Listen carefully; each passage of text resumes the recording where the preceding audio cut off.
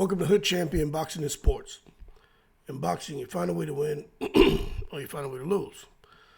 Now make sure you like and subscribe. Follow me on Twitter. Leave that donation so I can go get me some turkey, dressing, and all the other fixings that come with Thanksgiving Day. Now, unless you've been sleeping underneath a rock, Jaron Ennis and Virgil Ortiz, what it seems, they verbally agreed to a fight at junior middleweight. And interesting enough, the fight's looking to take place on February 22nd in Saudi Arabia. And what seems to be developing a very, very robust and maybe the best fight card in the history of boxing. I'm not here to talk about that, but every single fight that they're looking to put on, if it can get solidified, home runs, man. I mean, it'll be, in my opinion, excuse me, the best fight card ever. It's pretty damn amazing. But anyway, this whole thing about Boots and Ortiz, there was one of the subscribers was like, hey, where did this fight come from? Why are they making this fight? This isn't something Boots needs. This isn't something Virgil Ortiz needs. Boots needs to clean up 147. Virgil Ortiz should be thanking, the boxing gods that he got the win over Bohachuk, and he should be trying to do something bigger than Boots to make some money, because who knows just how far or how much longer Virgil Ortiz has in the sport of boxing, because there are some concerns with Virgil Ortiz, seeing that he got, clipped a couple of times when he fought Bohachuk, okay? But I want to remind people that this fight seems to have been in the making for quite some time. And I think the person we could thank is Oscar De La Hoya, because he's the one who actually sparked the idea. Hey, Eddie Hearn, 5v5. If you guys remember when all that popped off, right? But anyway, what I think is with that concept, the 5v5 Golden Boy matchroom, I think what we're seeing here is that 5v5 format may not come to fruition, but I do think that this may be the first of a Hearn versus De La Hoya type fight, and then maybe you may see more. So we may not get the 5v5 on one card, but there may be 5, 6, 7, 8, 9 different Golden Boy versus matchroom fights that take place over the course of the next year. But I don't know. But what I will say is Oscar De La Hoya and Eddie Hearn don't have the best relationship, even though they both have this agreement with DAZN. So and they work with Turki Al-Sheikh. So between DAZN, Turki Al-Sheikh, if there's something that Turki Al-Sheikh wants and he's putting up the money, DAZN is going to get behind it, and more than likely you'll see the fight get made.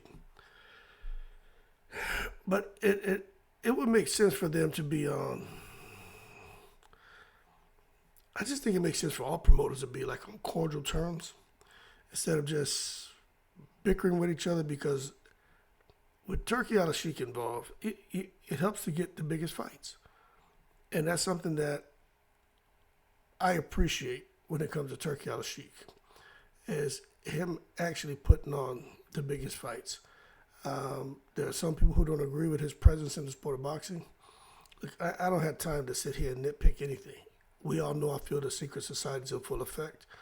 We know I went on for about a year about Kinahan. But the bottom line is the point we've reached right now. I just think it's great that we're getting good fights. And I just don't see why people are complaining.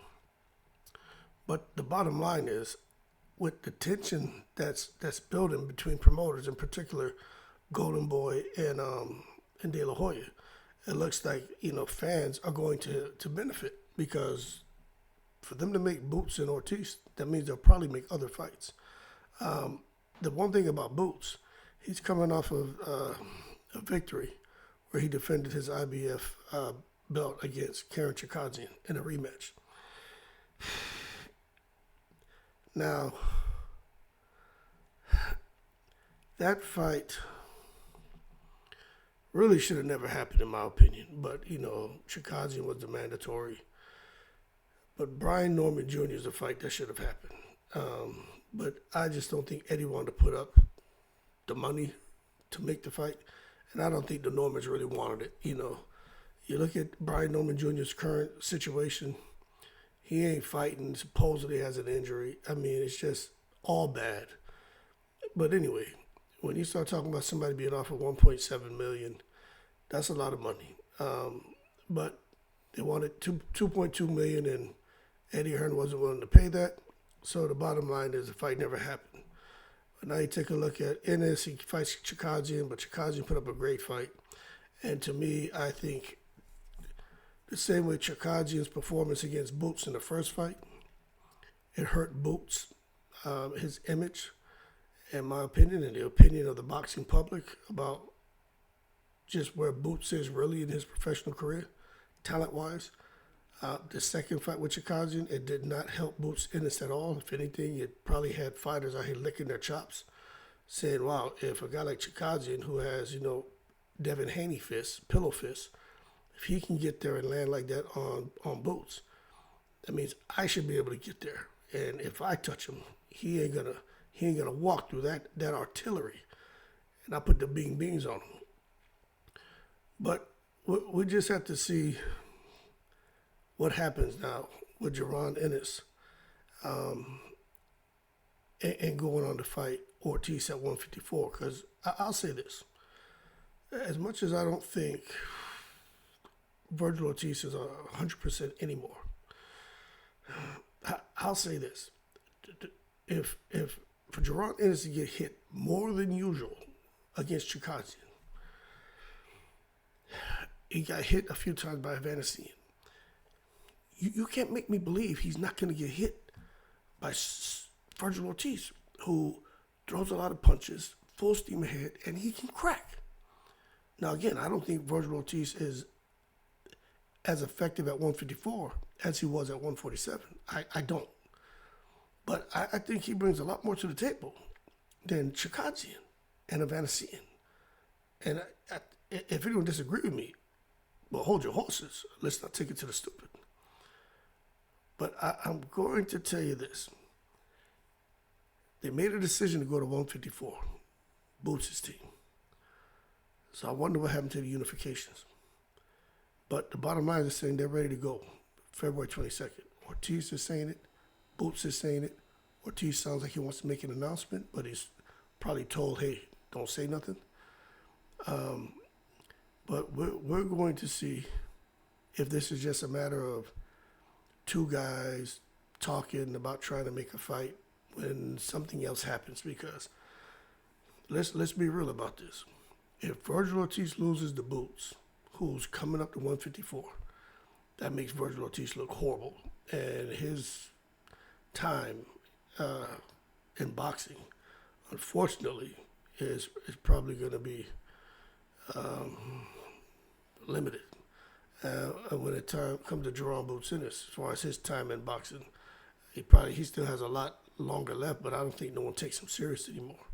Neither one of these guys can afford to lose. So for me, when I hear that they verbally agreed to fight, it doesn't really mean much to me until I see these guys have the pressers and shit like that. Because why would De La Hoya put Ortiz in with Boots, run the risk of him losing to a guy who's coming up from 147, who's supposed to be the quote-unquote smaller guy? And why would Eddie Hearn take Boots now and misguide him to come and fight a bull like Ortiz instead of just putting up a little extra money and have him go fight in a unification with somebody at 147? But I'm going to tell you why, because he's trying to make Ben versus Barrios. He's trying to take care of Conor Ben. And I do think Boots is a better opponent for Virgil Ortiz than Conor Ben. I think Conor Ben will get destroyed, but Conor Ben can fight at 154. I don't think he belongs there. But I think it can still be one of the best fights in the sport, Boots and Ortiz. But if you ask me who wins, I I don't know, man. I think Ortiz is by many people's opinion, they consider him one of the best punchers in the sport. Look at his record. I mean, the man has 90-something% knockout percentage. So he can crack, undefeated, man, 22 wins, no losses, 21 knockouts. But I'm not too caught up in those knockouts of Virgil Ortiz because them first two fights at 154, I don't know about all that. But what I will tell you is when we start talking about who's going to win this fight, you got to be real about Virgil Ortiz and that shit that happened with him and Bohachuk. All right? Now, I don't care what no one says. He won a majority decision. But when it comes to Virgil Ortiz, he wasn't able to stop Bohachuk. Bohachuk was beat. I think Bohachuk won. I don't see how they gave Virgil Ortiz that fight. And he got dropped twice. So I don't get it. But I just think when we talk about performances and how they can reduce your stock, Virgil Ortiz, I think his stock was reduced. And Jaron Ennis, I think his stock was reduced as well from the Evanesian fight and from the second Chikadzian fight. So I think both of these guys are in positions where they need to get into a recovery phase, and facing each other. I mean, that can really help to get their stock to peak and recover quite quickly. But if they get in there, and even if it ends up in a draw, and they both put up a less than stellar effort, that's just further going to, bring down their value. So, no announcement's been made, but it looks like it's going that direction. Official announcement could be coming soon. But great fight, I think, for Boots. Great fight for Virgil Ortiz, but I'm not so sure that's the right fight to make. As a boxing fan, I'm excited because I want to see it because I don't know who's going to win. I want to say Boots, but I'm going to tell you, I'm not sure who wins that fight. So it's a 50-50 fight to me. Boots says he likes to see a guy who comes straight towards him and makes the fight easy. Shit, he had Roman Villa come towards him, and Boots dissected him, but Boots has not looked the same. But that Boots that fought Roman Villa, the stuff that guy was doing, that Jaron Ennis, shit was amazing. When I say amazing, amazing. But Virgil Ortiz has more skill, more IQ. You saw Roman Villa here in his last fight. Was it the first round? He got knocked out in the first round. So maybe Boots took something out of Roman Villa. I don't know. But the Roman Villa that beat Rashidi Ellis, what happened to that guy? I don't know. But whoever wins, I just think if they should be going after Terrence Crawford. But Terrence Crawford, who knows what he's going to do? We keep talking about Earl Spence being retired, man. Terrence Crawford he damn near retired as well, unless he gets a really, really, really big fight. But the bottom line is this could end up being fight of the year because Boots will slug, Virgil Ortiz is going to bang.